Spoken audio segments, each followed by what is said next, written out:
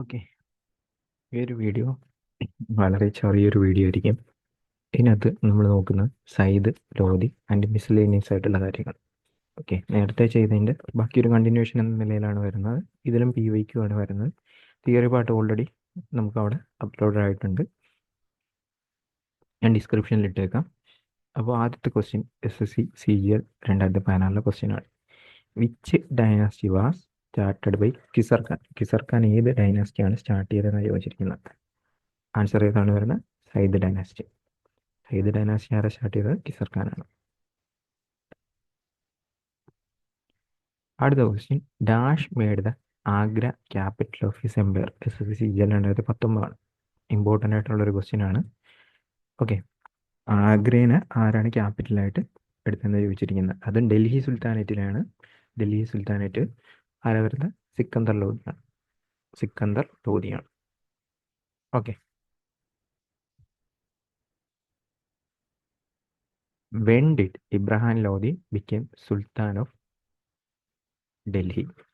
Okay, എന്നാണ് Ibrahim Lodi sultan of Delhi ആയത്? SSC CHS 2020.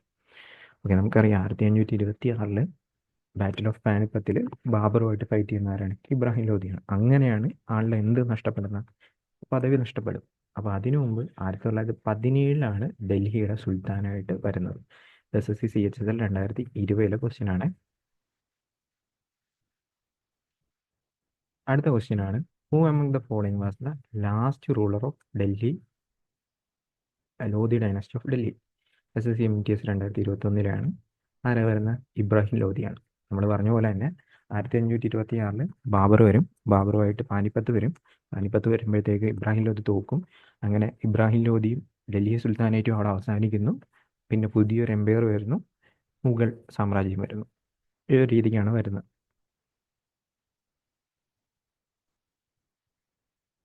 Moti കി മസ്ജിദ്, okay, അല്ലെങ്കിൽ പേൾ മോസ്ക് എന്ന് പറഞ്ഞു വരും. ആരുടെ സമയത്താണ് ഈ പറയുന്ന മോത്തി കി മസ്ജിദ് ബിൽഡ് ചെയ്തതെന്നാണ് ചോദിച്ചിരിക്കുന്നത്. SSC MTS 2019 ക്വസ്റ്റ്യൻ ആണ്. ഓക്കെ, മോത്തി കി മസ്ജിദ് അല്ലെങ്കിൽ എന്താണ് pearl pearl mosque? Vasir Miya എന്ന് പറയുന്ന മിയ ബോജ എന്ന് പറയുന്ന ആളാണ് ഈ പറയുന്ന മോത്തി കി മസ്ജിദ് അല്ലെങ്കിൽ പേൾ മോസ്ക് അല്ലെങ്കിൽ ലെൻഡിൽ മോസ്ക് എന്നൊക്കെ അറിയപ്പെടുന്ന ഈ സംഭവം പണി കഴിപ്പിച്ചത്. ഓക്കെ, ആരുടെ സമയത്തായിരുന്നു എന്ന് ചോദിച്ചു കഴിഞ്ഞാൽ ഏകദേശം 1505 കഴിഞ്ഞിട്ടാണ് വരുന്നത്. 1505. ഓക്കെ, അതായത് സിക്കന്ദർ ലോധിയുടെ ടൈമിലാണ് ഇത് പണി കഴിപ്പിക്കുന്നത്. ഓക്കെ, അത് ഓർത്ത് വെച്ചേക്കാം.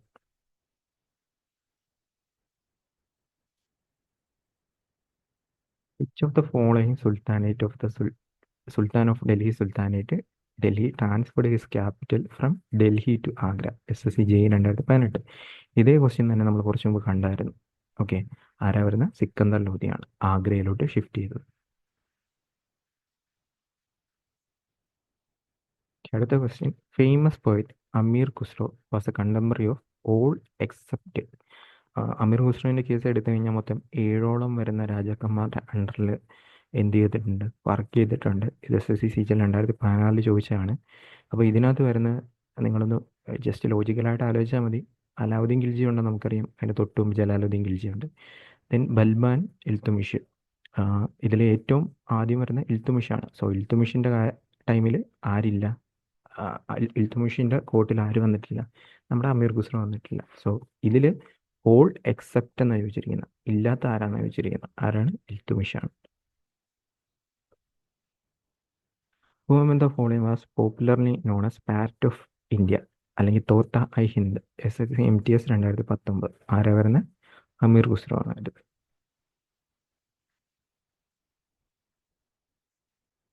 Who was the author of Tarikh i Firoz Shahi? SSC CGL Tier 1 2023 question ആണ്. ഓക്കെ, ആരാണ് വരുന്നത്? ഇത് വരുന്നത് നമ്മുടെ താരിഖി ഫിയ. ഓപ്ഷനിനകത്തുള്ളത് എല്ലാം തന്നെ ടൈറ്റ് ഓപ്ഷനാണ്. എന്ന് വെച്ച് കഴിഞ്ഞാൽ അമീർ ഖുസ്രോ ഉണ്ട്, അൽബിറോനി ഉണ്ട്, ഇബാൻ ബത്തൂത്ത ഉണ്ട്, ദെൻ ആരാള്ള സിയാദുദ്ദീൻ ബറാനി ഉണ്ട്. ഓക്കെ, ഇത് എഴുതിയ ആരാന്ന് ചോദിച്ചു കഴിഞ്ഞാൽ സിയാദുദ്ദീൻ ബറാനിയാണ്. സിയാദുദ്ദീൻ ബറാനിയാണ് എഴുതിയത്. താരിഖ് ഐ ഫിറോസ് ഷാഹി. ഓക്കെ, ഡൽഹി സുൽത്താനേറ്റിൻ്റെ പീരീഡിലാണ് ഈ ഒരു ബുക്കും എഴുതിയിരിക്കുന്നത്. ഇദ്ദേഹം മുഹമ്മദ് ബിൻ തുഗ്ലക്കിൻ്റെയും ഫിറോസ് ഷാ തുഗ്ലക്കിൻ്റെയും ടൈമിലാണ് ജീവിച്ചിരുന്നത്. ഓക്കെ, അതും ഒന്ന് ഓർത്ത് വെച്ചേക്കാം. ഓക്കെ, അതാണ് നമുക്ക് ഇതിനകത്ത് ഉള്ളത്. പിന്നെ എക്സ്ട്രാ കുറച്ച് കാര്യങ്ങൾ നിങ്ങൾ നോക്കേണ്ട എന്ന് വെച്ച് കഴിഞ്ഞാൽ, ഈ പൊതുവേ തന്നെ നമ്മുടെ ഈ പറയുന്ന ഡൽഹി സുൽത്താനേറ്റിൻ്റെ ടൈമിലുള്ള സെൻട്രൽ അഡ്മിനിസ്ട്രേഷനെ ബേസ് ചെയ്തിട്ടുള്ള ക്വസ്റ്റ്യൻ വരാറുണ്ട്. അതായത് ദിവാനെ ഖയാറത്ത്, ദിവാനെ ബന്ധ്വാകൾ, അങ്ങനെയൊക്കെ പറഞ്ഞ് ക്വസ്റ്റ്യൻ വരാറുണ്ട്. അതും ഈ കൂട്ടത്തിൽ തന്നെ ഒന്ന് ഞാൻ ടൈപ്പ് ചെയ്തിട്ടേക്കാം. അപ്പോൾ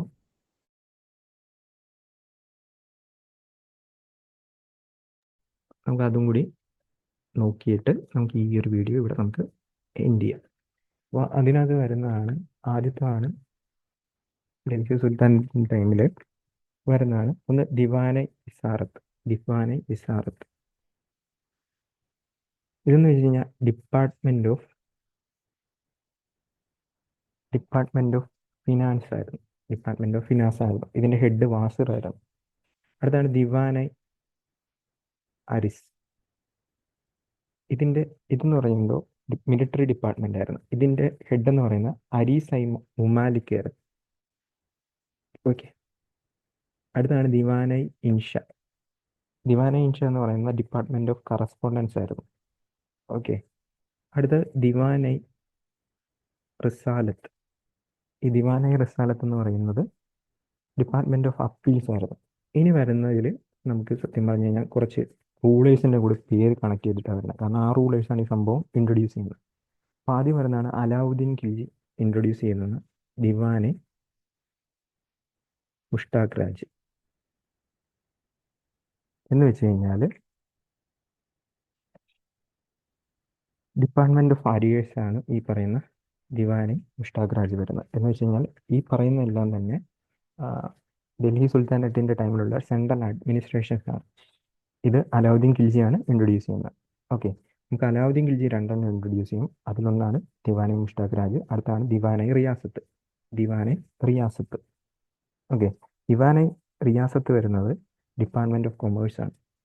ദിവാനെ റിയാസത്ത് എങ്ങനെ ഓർക്കാന്ന് വെച്ച് കഴിഞ്ഞാൽ, ഈ പറയുന്ന അലാവുദ്ദീൻ ഖിൽജിന്റെ ടൈമിലാണ് മാർക്കറ്റ് റവല്യൂഷനും കാര്യങ്ങൾ കൂടുതൽ കാണാൻ പറ്റില്ല. അത് ബേസ് ചെയ്ത് ഓർക്കാൻ മതി.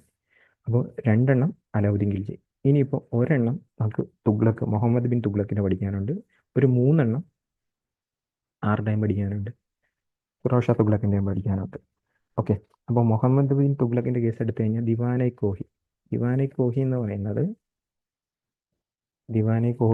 പറയുന്നത് സത്യം പറഞ്ഞു കഴിഞ്ഞാൽ ഡിപ്പാർട്ട്മെന്റ് ഓഫ് അഗ്രികൾച്ചറുമായിട്ട് ബേസ് ചെയ്തിട്ട് വരുന്നതാണ് ദിവാനെ കോഹി. ഇനി ഫിറോസ് ഷാ തുഗ്ലക്കിൻ്റെ 3 അതിൽ ഒന്ന് ദിവാനെ ബന്ധാഗൻ ഉണ്ട്. എന്ന് വെച്ച് കഴിഞ്ഞാൽ ഡിപ്പാർട്ട്മെന്റ് ഓഫ് സ്ലേവ് ആണ്. ഇത് ഫിറോസ് ഷാ തുഗ്ലക്കാണ് ഫൗണ്ട് ചെയ്തത്. ഇത് കൂടാതെ ദിവാനെ ഖൈറാത്ത് ഉണ്ട്. എന്ന് വെച്ച് കഴിഞ്ഞാൽ ഈ പറയുന്ന മുഹമ്മദ് ബിൻ തുഗ്ലക്കിൻ്റെ ഭരണത്തിൽ ആൾക്കാർ ഭയങ്കരമായിട്ട് എന്തായിട്ടുണ്ടായിരുന്നു, അസംതൃപ്തരായിരുന്നു. അപ്പോൾ അത് കഴിഞ്ഞിട്ട് വരുന്നതാണ് ഈ പറയുന്ന ഫിറോസ് ഷാ തുഗ്ലക്ക് കുറേ കാര്യങ്ങൾ ഇൻട്രൊഡ്യൂസ് ചെയ്യുന്നത്. അങ്ങനെ ദിവാനെ ഖൈറാത്ത് എന്ന് പറയുമ്പോൾ ഡിപ്പാർട്ട്മെന്റ് ഓഫ് ചാരിറ്റിയുമായിട്ട് റിലേറ്റ് ചെയ്ത് വരുന്നത്. ഇത് കൂടാതെ ഡിപ്പാർട്ട്മെന്റ് ഓഫ് ഫിനാൻസ്, പെൻഷൻ എന്ന് പറഞ്ഞിട്ട്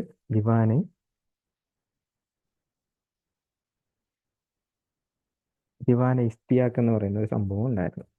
ഇത്രയാണ് മെയിനായിട്ട് നമുക്ക് വരുന്നത്. അപ്പോൾ ഇതാണ് നമുക്ക് നോക്കാനുള്ളത്.